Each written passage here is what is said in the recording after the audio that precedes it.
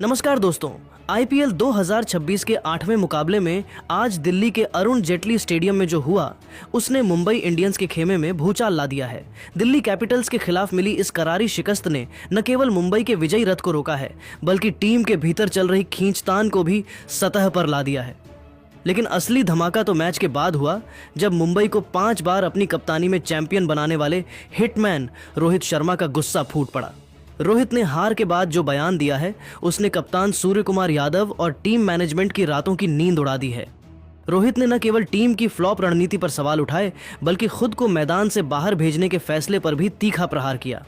आज के इस विशेष और बेहद लंबे वीडियो में हम आपको बताएंगे रोहित शर्मा के उस विस्फोटक इंटरव्यू की एक एक बात जिसने ड्रेसिंग रूम के सन्नाटे को शोर में बदल दिया है। वीडियो को अंत तक जरूर देखें क्योंकि आज मुंबई इंडियंस के भविष्य पर बड़े सवाल खड़े हो गए हैं। अरुण जेटली स्टेडियम में दिल्ली कैपिटल्स के खिलाफ मैच की अंतिम गेंद फेंके जाने के बाद जब पोस्ट मैच प्रेजेंटेशन सेरेमनी की औपचारिकताएं निभाई जा रही थीं, तब रोहित शर्मा का चेहरा किसी शांत गहरे समंदर जैसा लग रहा था जिसके भीतर एक बड़ा तूफान पनप रहा हो। उनके चेहरे के एक एक हाव भाव और उनकी तनी हुई भौहें साफ साफ गवाही दे रही थीं कि वे न केवल मुंबई इंडियंस के इस बेहद खराब प्रदर्शन से बल्कि टीम मैनेजमेंट और कप्तानी के स्तर पर लिए गए अजीबोगरीब फैसलों से रत्ती भर भी खुश नहीं हैं। जब ब्रॉडकास्टर्स ने उनसे हार के तकनीकी और रणनीतिक कारणों पर बात करने की कोशिश की तो रोहित ने किसी भी तरह की लाग लपेट या बहानेबाजी का सहारा नहीं लिया। उन्होंने सीधे तौर पर सूर्य कुमार यादव की कप्तानी और टीम की फ्लॉप रणनीति पर अपना निशाना साधा। रोहित ने अपनी बात की शुरुआत ही एक बेहद भारी और गंभीर बयान के साथ की। उन्होंने कहा कि मुंबई इंडियंस जैसी 5 बार की चैंपियन टीम जिसकी एक अपनी विरासत और साख है, उससे इस तरह की दिशाहीन, थकी हुई और बेजान क्रिकेट की उम्मीद दुनिया का कोई भी क्रिकेट प्रेमी नहीं कर सकता। उन्होंने बड़ी बेबाकी और स्पष्टता के साथ कहा कि आज के इस मैच में जो रणनीतिक फैसले लिए गए वे आधुनिक क्रिकेट की बुनियादी समझ और खेल की परिस्थितियों से कोसों दूर थे। रोहित का सबसे तीखा और प्रलयकारी हमला उस इम्पैक्ट प्लेयर रणनीति पर था जिसने न केवल फैंस को चौंकाया बल्कि खुद मुंबई के इस पूर्व कप्तान के आत्मसम्मान को भी चोट पहुंचाई थी। रोहित ने बेहद तल्ख, भारी और गुस्से से लबालब लहजे में अपनी भड़ास निकालते हुए कहा, ईमानदारी से कहूं तो मुझे आज तक समझ नहीं आया कि हम आखिर किस तरह की और किस दिशा में जाने वाली रणनीति के तहत खेल रहे हैं। दिल्ली की यह पिच काफी स्लो और धीमी थी जहां रन बनाना और विकेट बचाना दोनों ही मुश्किल काम था।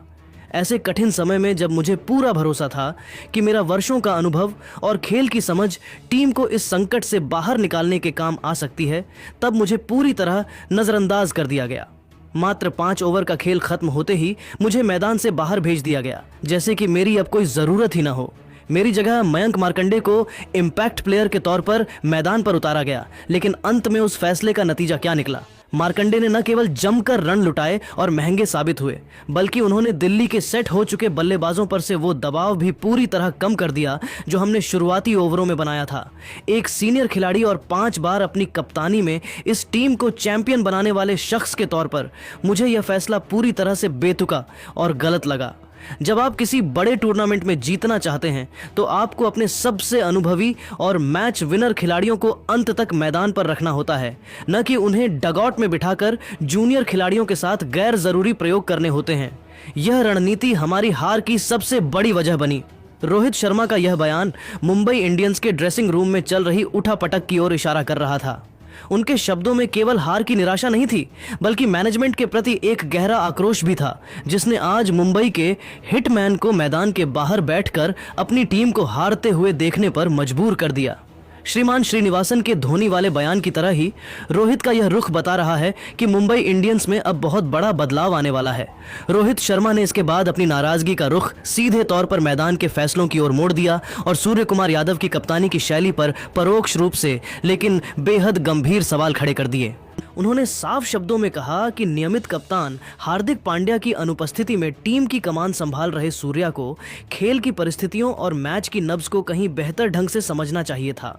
रोहित के सूक्ष्म विश्लेषण के अनुसार दिल्ली के अरुण जेटली स्टेडियम की यह पिच किसी भी लिहाज से बल्लेबाजी के लिए स्वर्ग नहीं थी। यह एक धीमी और फंसकर आने वाली पिच थी जहां टिककर खेलना ही एकमात्र विकल्प था।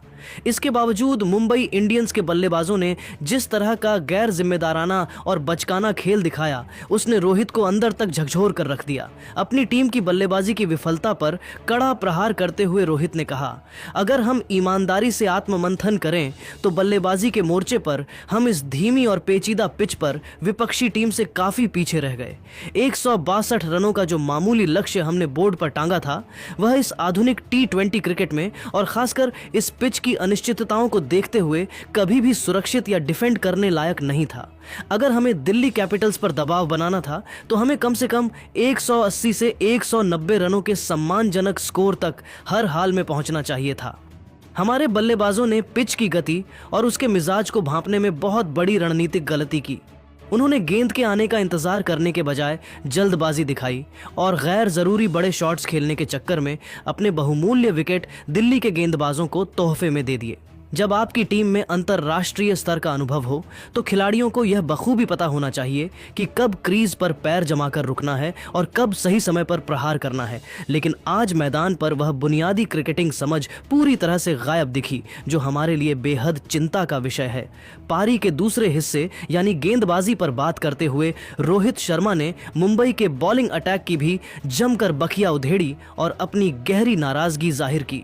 उन्होंने स्पष्ट किया कि जब आपके पास डिफेंड करने के लिए लक्ष्य छोटा हो तो आपकी इकलौती रणनीति पावर प्ले और मिडिल ओवर्स में लगातार विकेट निकालकर विपक्षी टीम की कमर तोड़ने की होनी चाहिए थी, जिसमें हम बुरी तरह विफल रहे।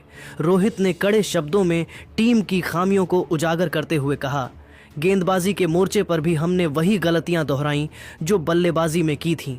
हमने कभी भी सही समय पर दिल्ली के विकेट हासिल नहीं किए। जब मैदान पर समीर रिजवी और पाठुम निसांका के बीच वो खतरनाक और मैच जिताऊ साझेदारी पनप रही थी, तब हमारे पास उन्हें रोकने या उन पर लगाम लगाने के लिए कोई प्रभावी प्लान भी तैयार ही नहीं था। जसप्रीत बुमराह और दीपक चाहर ने शुरुआती ओवरों में बेहद कसी हुई गेंदबाजी कर अच्छी नींव रखी थी, लेकिन जैसे ही बीच के ओवरों का खेल शुरू हुआ, हमारे गेंदबाजों ने अनुशासनहीनता दिखाई और ढिलाई बरतनी शुरू कर दी। क्रिकेट का साधारण सा नियम है कि अगर आप नियमित अंतरालों पर विकेट नहीं लेंगे और बल्लेबाजों को सेट होने देंगे तो 162 रनों जैसे छोटे स्कोर को डिफेंड करना नामुमकिन के बराबर हो जाता है। ये इस सीजन की हमारी पहली हार है और मैं इसे पूरी टीम के लिए एक वेकअप कॉल की तरह देखता हूं। अगर हम अब भी अपनी इन बुनियादी गलतियों से सबक नहीं लेते और अपनी रणनीति में सुधार नहीं करते तो यकीन मानिए आगे का यह सफर हमारे लिए बहुत ज्यादा कांटों भरा और मुश्किल होने वाला है। रोहित शर्मा का यह विस्तृत और बेबाक बयान ये बताने के लिए काफी था कि मुंबई इंडियंस के भीतर सब कुछ ठीक नहीं है। उनके शब्दों में हार का कड़वा सच भी था और कप्तानी में सुधार की एक बहुत बड़ी चेतावनी भी, जिसने अब मुंबई के खेमे में भविष्य की रणनीतियों को लेकर एक नई बहस छेड़ दी है। रोहित शर्मा का यह बयान केवल एक खिलाड़ी की निराशा नहीं, बल्कि एक ऐसे लीडर का दर्द है जिसने इस टीम को शून्य से शिखर तक पहुंचाया है। उन्होंने साफ कर दिया कि मुंबई इंडियंस में एक्सपेरिमेंट के नाम पर अनुभवी खिलाड़ियों की अनदेखी टीम को भारी पड़ रही है। रोहित के इस बयान के बाद अब सोशल मीडिया पर बहस छिड़ गई है कि क्या सूर्य कुमार यादव वाकई रोहित शर्मा के कद के सामने कप्तानी में दबाव महसूस कर रहे हैं, और क्या रोहित को इम्पैक्ट प्लेयर के रूप में बाहर करना टीम मैनेजमेंट की सबसे बड़ी रणनीतिक चूक थी। तो दोस्तों, रोहित शर्मा के इस तीखे बयान और मुंबई इंडियंस की इस पहली हार पर आपकी क्या राय है? क्या आपको भी लगता है कि रोहित शर्मा को मैदान से बाहर भेजना गलत फैसला था? और क्या सूर्य कुमार यादव की कप्तानी में वो धार नजर नहीं आ रही जो रोहित या हार्दिक में थी? अपनी कीमती राय नीचे कमेंट बॉक्स में हिटमैन स्पीक्स लिखकर जरूर साझा करें। अगर आपको यह वीडियो पसंद आई हो तो इसे लाइक करें और IPL 2026 की हर इनसाइड स्टोरी के लिए हमारे चैनल को सब्सक्राइब करना बिल्कुल ना भूलें। मिलते हैं आपसे अगले वीडियो में, तब तक के लिए धन्यवाद और जय हिंद।